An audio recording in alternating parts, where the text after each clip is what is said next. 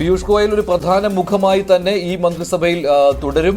അതുപോലെ തന്നെയാണ് നിർമ്മല സീതാരാമൻ, അമിത്ഷായെ കൂടാതെ പ്രധാനപ്പെട്ട ആ മുഖങ്ങളെല്ലാം സ്പീക്കർ ബിർള, പഴയ ഒ പി ബിർള.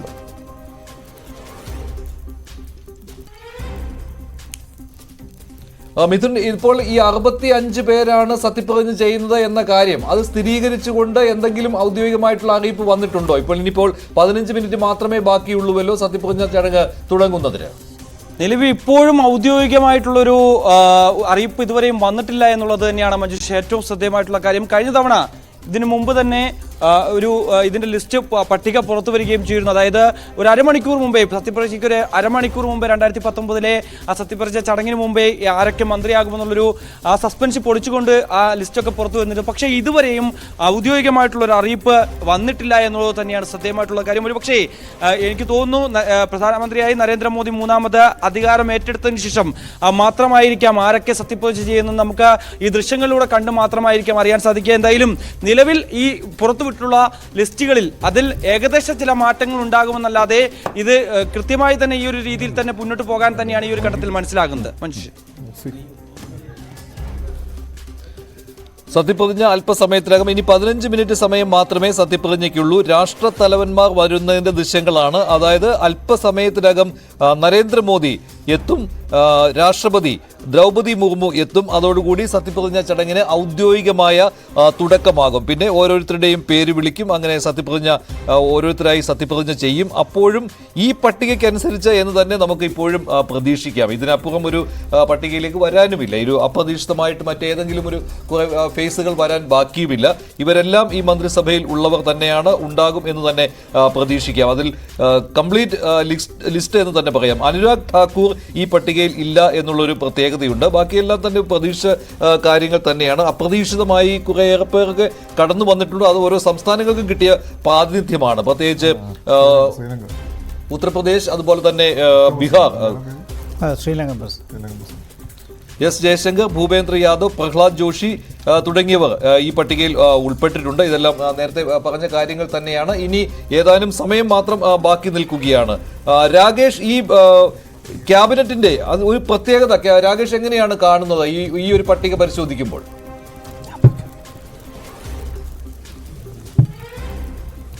മിഥുൻ, മഞ്ജുഷ്, ഇപ്പോൾ റവനീത് സിംഗ് ബിട്ടു ഈ പഞ്ചാബിൽ നിന്ന് ലുധിയാനയിൽ നിന്ന് പരാജയപ്പെട്ട നേതാവാണ്. തെരഞ്ഞെടുപ്പിന് തൊട്ടു മുമ്പാണ് ബിട്ടു കോൺഗ്രസ് വിട്ട് BJP ചേർന്ന് സിറ്റിംഗ് MP ആയിരുന്നു, പക്ഷേ പരാജയപ്പെട്ടിരുന്നു. ഏതായാലും പഞ്ചാബിൽ നിന്ന് ഇത്തവണ BJPക്കൊന്നും സീറ്റില്ല. പക്ഷേ ബിട്ടുവിനെ മന്ത്രിസഭയിൽ ഉൾപ്പെടുത്തിയിട്ടുണ്ട് എന്നാണ് ഏറ്റവും പ്രധാനപ്പെട്ട കാര്യം. ഈ ലോക്സഭാ തെരഞ്ഞെടുപ്പിൽ പരാജയപ്പെട്ടുവെങ്കിലും റവനീത് സിംഗ് ബിട്ടു മൂന്നാം മോദി സർക്കാരിൽ ഇപ്പോൾ ഇടം പിടിച്ചിരിക്കുകയാണ്.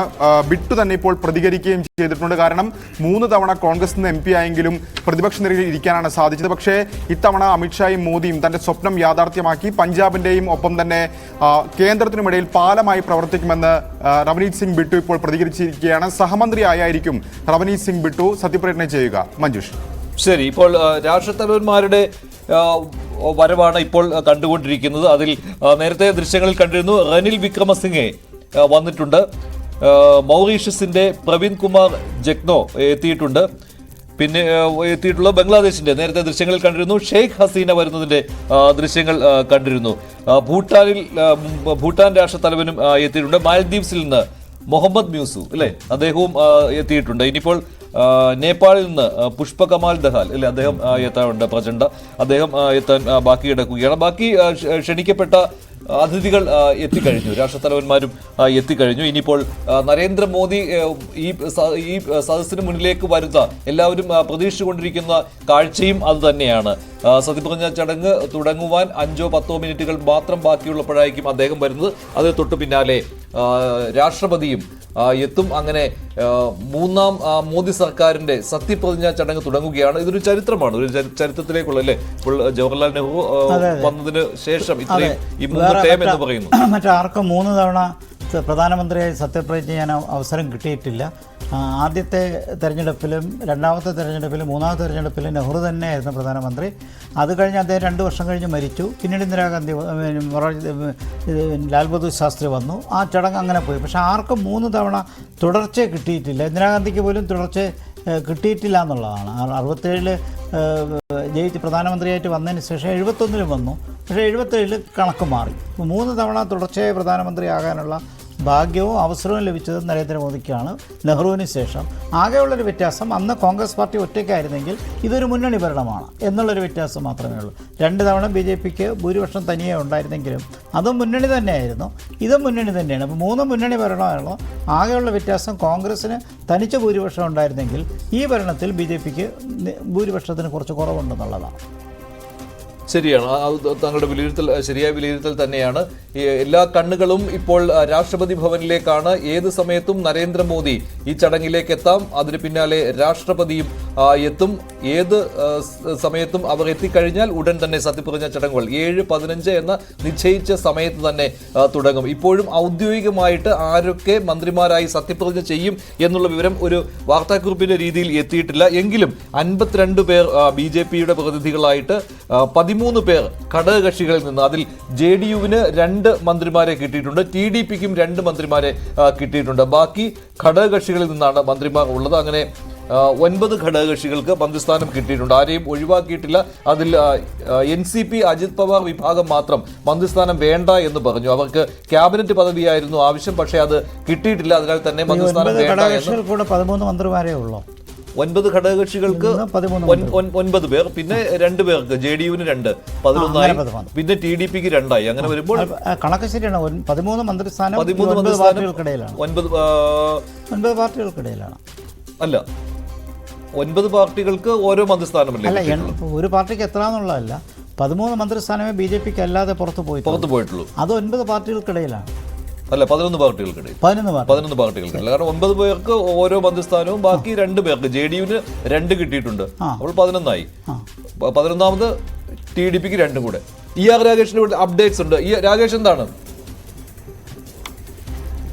നിലവിൽ മഞ്ജുഷ് അങ്ങനെ ഔദ്യോഗികമായൊരു കണക്ക് ഇതുവരെ വന്നിട്ടില്ല. രാഷ്ട്രപതി ഭവന്റെ ഭാഗത്തുനിന്ന് റിലീസ് ഇതുവരെയും വന്നിട്ടില്ല. ഇനി സത്യപ്രതിജ്ഞയ്ക്ക് അവശേഷിക്കുന്നത് 9 മിനിറ്റ് മാത്രമാണ്. പക്ഷേ ഇപ്പോൾ ലഭിക്കുന്ന വിവരം അനുസരിച്ച് 65 പേർ സത്യപ്രതിജ്ഞ ചെയ്യുമെന്നാണ്. ഘടകകക്ഷികളിൽ നിന്നും ഒപ്പം തന്നെ BJP-യിൽ നിന്നുമായി 65 പേരെങ്കിലും സത്യപ്രതിജ്ഞ ചെയ്യും. അതിൽ 12 പേർ ഘടകകക്ഷി നേതാക്കളായിരിക്കും. മറ്റ് ഉള്ളവർ BJP-യിൽ നിന്നായിരിക്കുമെന്നാണ് മനസ്സിലാക്കാൻ സാധിക്കുന്നത്. ഏതായാലും സംസ്ഥാനങ്ങൾക്ക് കഴിഞ്ഞ തവണത്തെ കൂടി വരുന്നുണ്ട്. അതിൽ 72 എന്ന് കാണിക്കുന്നുണ്ട്. അത്രയും ഉയരത്തിലേക്ക് പോകുമോ 72 എന്നുള്ളത്? ശരി, രാകേഷ് തുടർന്നുള്ളൂ. രാകേഷിന് കിട്ടുന്ന വിവരങ്ങൾ നൽകും. പുതിയതായുള്ള അപ്ഡേറ്റ് 30 ക്യാബിനറ്റ് മന്ത്രിമാർ ഇന്ന് 30 ക്യാബിനറ്റ് മന്ത്രിമാർ, ഒപ്പം തന്നെ 36 സഹമന്ത്രിമാർ, അങ്ങനെ 66 പേരായിരിക്കും സത്യപ്രതിജ്ഞ ചെയ്യുക എന്ന വിവരങ്ങൾ കൂടി ഈ ഘട്ടത്തിൽ പുറത്തു വരുന്നു. നേരത്തെ 65-ന്റെ കണക്കാണ് നമ്മൾ പറഞ്ഞതെങ്കിൽ ഇപ്പോൾ 30 ക്യാബിനറ്റ് മന്ത്രിമാർ, 36 സഹമന്ത്രിമാർ എന്തായിരിക്കും നിലവിലെ മന്ത്രിസഭയിൽ ഇന്ന് സത്യപ്രതിജ്ഞ എന്ന വിവരമാണ് ഇപ്പോൾ പുറത്തു വരുന്നത്. ഒന്നുകൂടി ആവർത്തിക്കാം: 30 പേർ ക്യാബിനറ്റ് മന്ത്രിമാർ, 36 പേർ സഹമന്ത്രിമാർ. മഞ്ജുഷ്, 30 ക്യാബിനറ്റ്, 36 സഹമന്ത്രിമാർ. അപ്പോൾ നമ്മൾ നേരത്തെ നൽകിയ കണക്കനുസരിച്ച് ഈ BJP-ക്ക് എത്ര, ഘടകകക്ഷികൾക്ക് എത്ര എന്നതിൽ ഒരു ആളുടെ കാര്യം മാത്രമേ വ്യത്യാസമുള്ളൂ. നേരത്തെ 65 എന്നായിരുന്നല്ലോ പറഞ്ഞത്. അപ്പോൾ 1-2 പേർ ആ പട്ടികയിൽ, നമ്മൾ പറഞ്ഞ പട്ടികയിൽ മാറ്റം വന്നേക്കാം അല്ലേ?